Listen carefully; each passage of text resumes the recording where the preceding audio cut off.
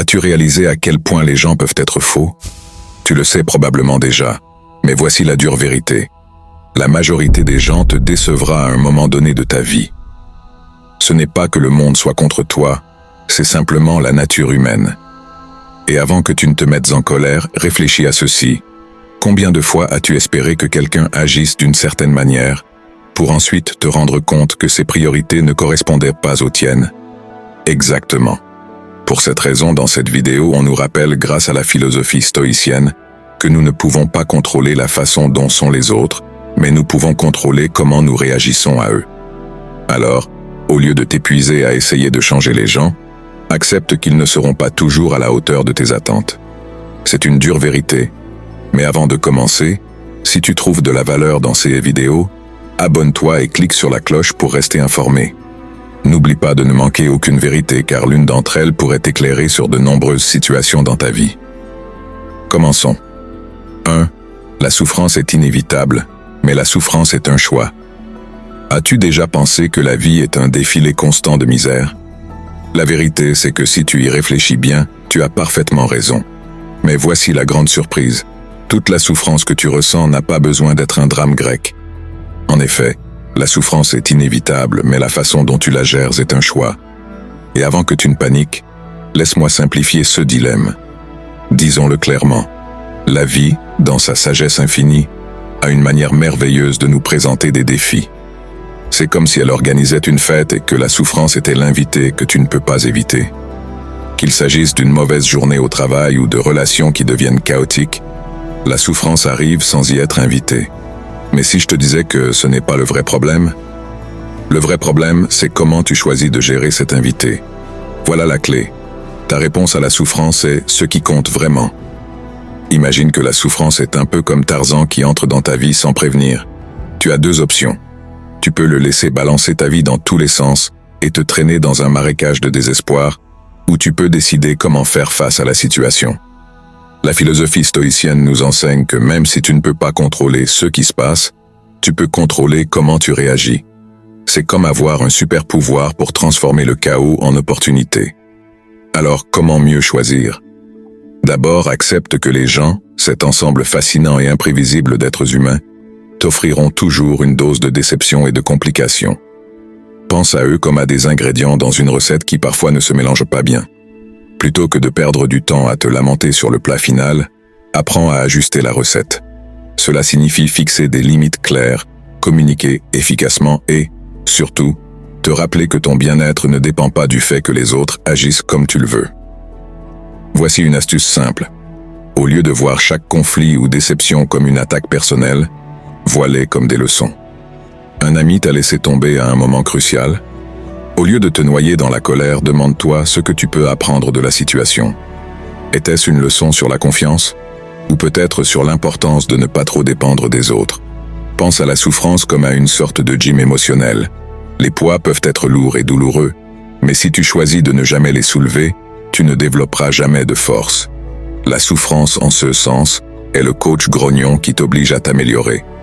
Il ne s'agit pas de savoir si la souffrance arrivera, mais de savoir comment tu t'en renforces. Donc, la prochaine fois que la souffrance frappe à ta porte, ne panique pas et ne te mets pas en mode victime.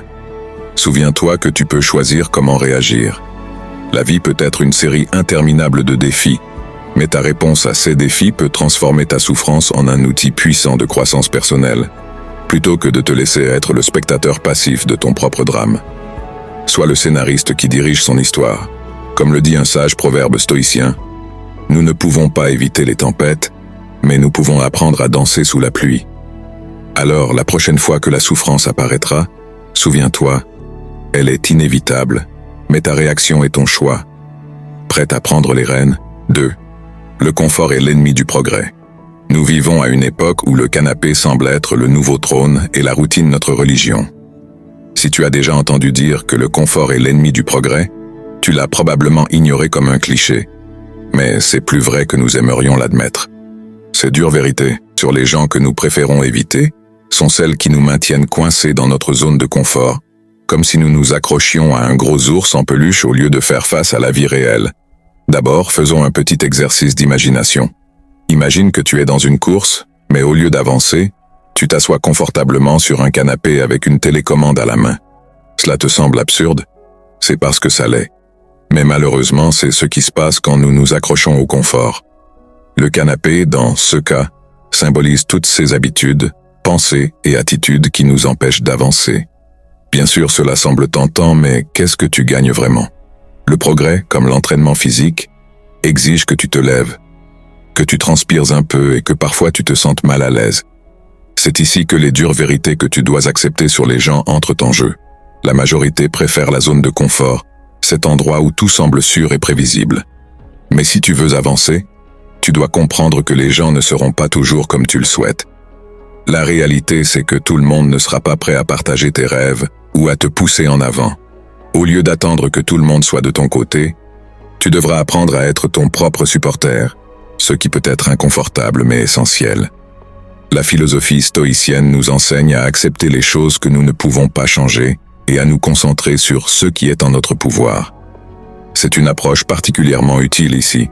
Si tu attends que le monde s'ajuste à tes standards de confort, tu te prépares à une longue série de déceptions. À la place, accepte l'inconfort comme un signe de croissance. Si quelque chose te dérange ou te rend inconfortable, c'est probablement parce que tu es en train de sortir de ta zone de confort, et c'est un signe que tu avances. Alors, comment commencer à briser la tyrannie du canapé? Voici quelques stratégies simples mais efficaces. Premièrement, fixe-toi de petits défis qui te sortent de ta routine. Tu n'as pas besoin de courir un marathon de 42 km pour commencer.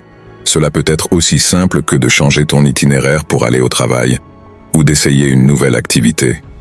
Deuxièmement, entoure-toi de personnes qui te mettent au défi. Tu n'as pas besoin d'une foule de supporters, juste de quelques-uns qui te poussent à être meilleur. Enfin, pratique le détachement des résultats.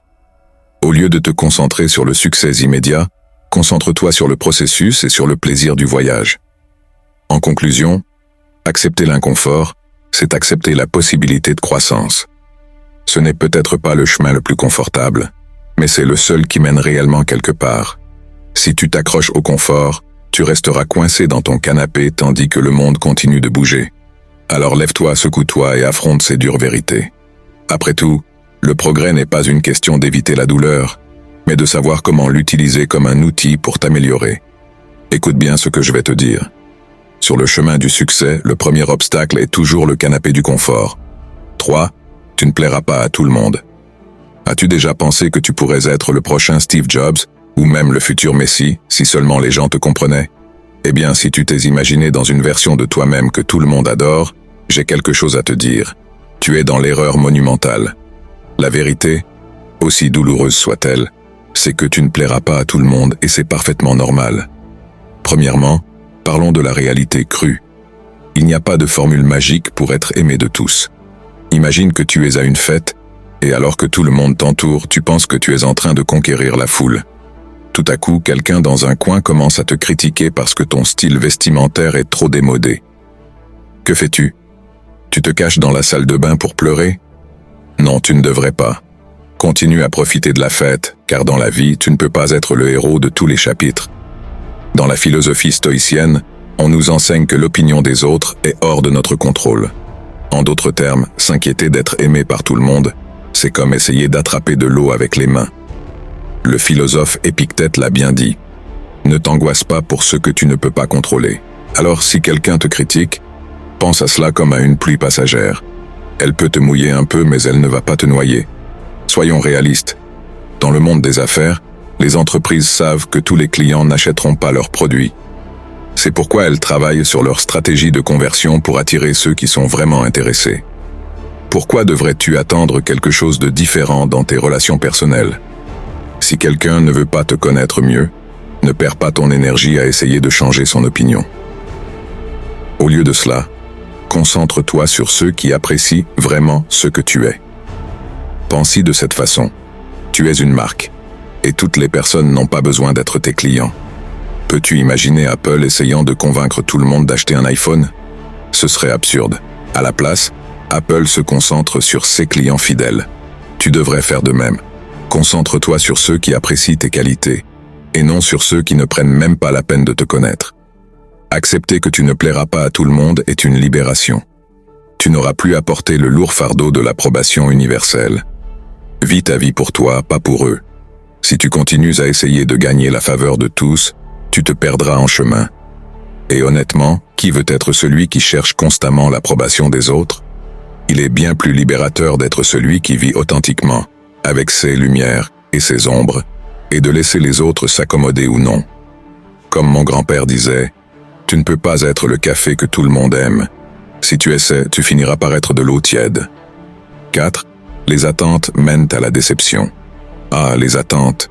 Cette merveilleuse machine à générer des déceptions. T'es-tu déjà demandé pourquoi il est si difficile de gérer les gens? C'est comme si tout le monde autour de toi avait signé un contrat secret pour te frustrer. Eh bien, la vérité est qu'ils ne l'ont probablement pas fait. Le problème ne vient pas d'eux, mais de tes attentes. Et c'est là que la philosophie stoïcienne entre en jeu, en nous enseignant une leçon cruciale. Les attentes démesurées mènent à la déception. Imagine que tu es invité à une fête. Tu t'imagines déjà que ce sera l'événement de l'année, avec de la musique live, de la danse et des conversations stimulantes. Mais en arrivant, tu te retrouves dans une salle pleine de gens que tu connais à peine, une playlist de 2010 et un buffet qui semble avoir été acheté à la station-service du coin. Déception totale. Ça te semble familier? Voici la dure vérité. Les gens ne suivent pas toujours le scénario que tu as écrit pour eux.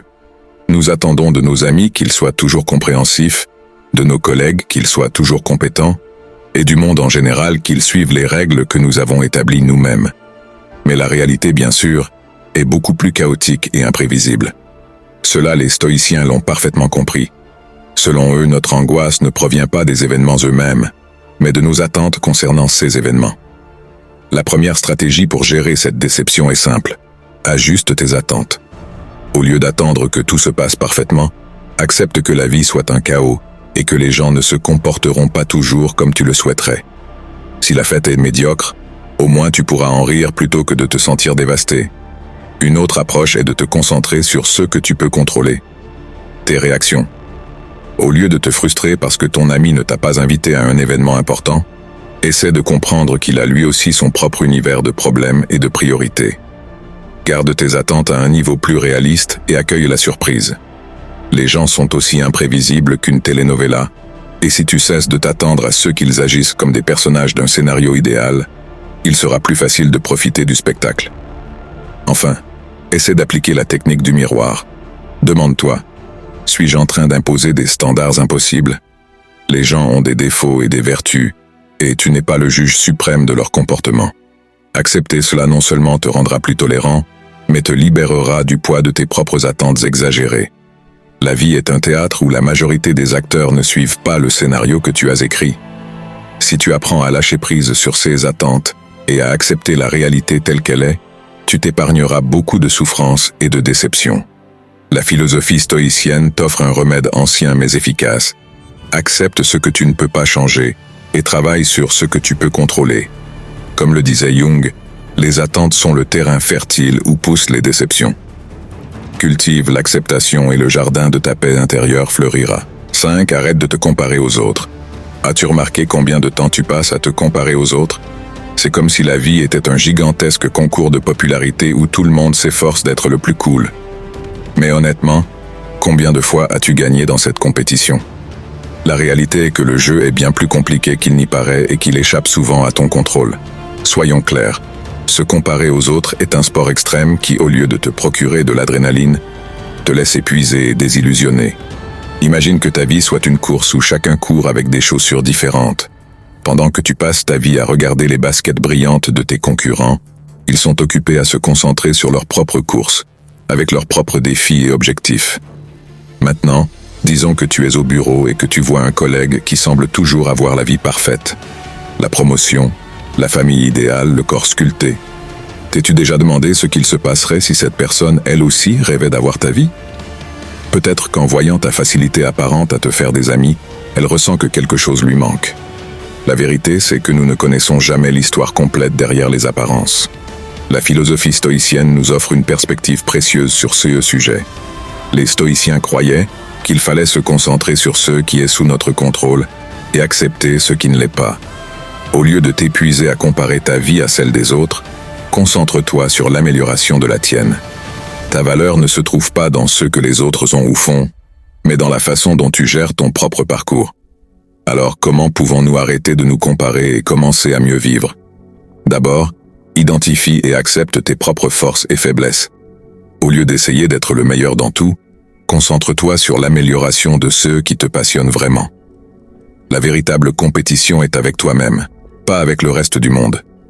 Demande-toi, que puis-je faire aujourd'hui pour être une meilleure version de moi-même? Deuxièmement, limite le temps que tu passes sur les réseaux sociaux. Les plateformes numériques sont conçues pour te faire sentir insatisfait en ne montrant que les moments les plus parfaits de la vie des autres. Si tu dois faire un tour quotidien sur ces plateformes, fais-le avec un esprit critique, en sachant que ce que tu vois n'est qu'une petite partie de l'histoire. Pratique la gratitude. Consacre quelques minutes chaque jour à reconnaître ce que tu as et ce que tu as accompli. Au lieu de te concentrer sur ce qui te manque, célèbre tes victoires, grandes ou petites. Cela ne signifie pas ignorer tes aspirations, mais reconnaître que tu as déjà parcouru un long chemin. Arrête de te torturer avec des comparaisons absurdes. La seule façon de vivre une vie épanouie est d'embrasser ton unicité et de faire la paix avec le fait que chacun a son propre chemin. Souviens-toi, la véritable liberté vient quand tu cesses de te comparer aux autres et que tu te concentres sur ton propre voyage. La prochaine fois que tu te sens tenté de mesurer ta vie en fonction de celle des autres, arrête-toi un instant et rappelle-toi que dans cette course, tu es le seul arbitre de ton bonheur. Comme l'a bien dit Oscar Wilde, peu importe à quel point tu cours pour atteindre les autres, tu seras toujours au mauvais endroit si tu ne t'aimes pas toi-même en premier. 6. Le monde ne te doit rien. Gagne ta place. T'es-tu déjà arrêté pour penser à cette sensation que le monde te doit quelque chose? Oui. Cette sensation qui apparaît lorsque ton café se renverse, que le trafic devient une torture médiévale, ou quand simplement la vie ne s'aligne pas avec tes attentes. C'est curieux comme parfois nous nous attendons à ce que la vie soit un chemin de roses, sans épines ni pierres dans nos chaussures. Mais la vérité, bien que dure, est que le monde ne te doit rien. Absolument rien. Soyons honnêtes. Si tu as déjà cru que l'univers attend avec impatience que tu arrives pour te rendre service, je suis désolé de te dire que ce n'est pas le cas. La réalité, c'est que plutôt que d'attendre que l'on te donne quelque chose, tu devrais chercher à te l'obtenir par toi-même. C'est la cruelle et souvent ignorée vérité que la philosophie stoïcienne nous rappelle. Les stoïciens nous enseignent que, plutôt que d'attendre que la vie te traite d'une manière spéciale, tu devrais te concentrer sur la façon d'améliorer ta propre attitude et tes actions. Imagine que tu es dans une file d'attente pour obtenir un billet de concert. Tu attends patiemment, mais tout à coup, quelqu'un arrive et te coupe la file juste devant toi. Ta réaction naturelle est de t'énerver et de penser que le monde est injuste. C'est compréhensible, mais cela ne change pas le fait que cette personne est toujours devant toi dans la file. C'est ici que le concept stoïcien entre en jeu. Plutôt que de gaspiller ton énergie dans la frustration, pourquoi ne pas utiliser ce temps pour mieux te préparer ou trouver une autre solution? Parfois, la vraie victoire réside dans la façon dont tu gères l'adversité, pas dans la façon dont tu l'évites. Bien sûr, cela ne signifie pas que tu dois te résigner à une vie de souffrance sans fin. Non. Le point, c'est que ton succès ne vient pas des circonstances extérieures, mais de la façon dont tu choisis de les affronter. Si tu attends toujours que les autres te donnent un coup de pouce, tu resteras piégé dans une salle d'attente éternelle. Au lieu de cela, prends le contrôle de ton propre destin. Ton attitude, ton effort et ta persévérance sont les seules monnaies avec lesquelles tu peux acheter ta place dans la vie que tu souhaites. Une façon efficace d'aborder cela est à travers une auto-évaluation continue. Demande-toi, que puis-je faire pour améliorer ma situation? Si tu es insatisfait de ton travail, plutôt que de te plaindre, réfléchis à la manière d'acquérir de nouvelles compétences ou de changer de direction. Si tu te sens coincé dans tes relations, évalue si tu donnes le meilleur de toi-même ou s'il y a quelque chose que tu pourrais améliorer. Cette mentalité d'amélioration personnelle non seulement t'aidera à avancer, mais elle te donnera également un sentiment de contrôle qui te libérera de la frustration qui survient lorsque tu attends que le monde te donne quelque chose qu'il ne te doit peut-être pas. Le monde ne te doit rien, mais tu te dois à toi-même l'opportunité de gagner ce que tu désires. Tu ne reçois rien sans transpirer. Alors arrête d'attendre des faveurs et commence à travailler pour ce que tu veux. La véritable leçon ici est que la satisfaction et le succès se construisent. Ils ne sont pas hérités. Souviens-toi, Il est parfois préférable d'être l'architecte de ton propre destin que d'attendre que le monde te remette les plans. Comme le dit le vieux proverbe, la vie te donnera ce pour quoi tu travailles, pas ce que tu attends de recevoir. 7. L'honnêteté est essentielle. Dans un monde où les apparences priment souvent sur la réalité, l'honnêteté est une valeur que nous avons tendance à sous-estimer. Que ce soit dans nos relations professionnelles, amicales ou amoureuses, être honnête avec les autres, et surtout avec nous-mêmes, peut parfois sembler une tâche ardue. Cependant, la vérité est que l'honnêteté, bien qu'elle soit souvent difficile, est le fondement d'une vie authentique et épanouissante. Dans notre quête de plaire ou d'éviter les conflits, nous choisissons parfois de cacher nos véritables sentiments, ou même de mentir sur ce que nous ressentons. Mais cela finit par se retourner contre nous. La philosophie stoïcienne insiste sur l'importance de la vérité et de l'intégrité. En étant honnête avec toi-même, tu peux non seulement construire des relations plus solides et sincères, mais aussi t'assurer que tes décisions et tes actions sont alignées avec tes valeurs profondes. L'honnêteté ne signifie pas être brutal ou cruel, mais plutôt être authentique et fidèle à soi-même. Cela peut impliquer de prendre des décisions difficiles, comme mettre fin à une relation toxique, ou admettre que tu as besoin de changer quelque chose dans ta vie. Mais en fin de compte, être honnête, c'est te respecter toi-même et respecter les autres. Donc souviens-toi, dans un monde rempli de fausseté, l'honnêteté est un acte de courage. Elle peut te rendre vulnérable, mais elle te libérera aussi des illusions et te permettra de vivre une vie plus vraie et plus gratifiante. Force et courage à toi qui m'as écouté jusqu'ici, tu es maître de ton destin. Tu dois contrôler tes émotions pour réussir. À bientôt.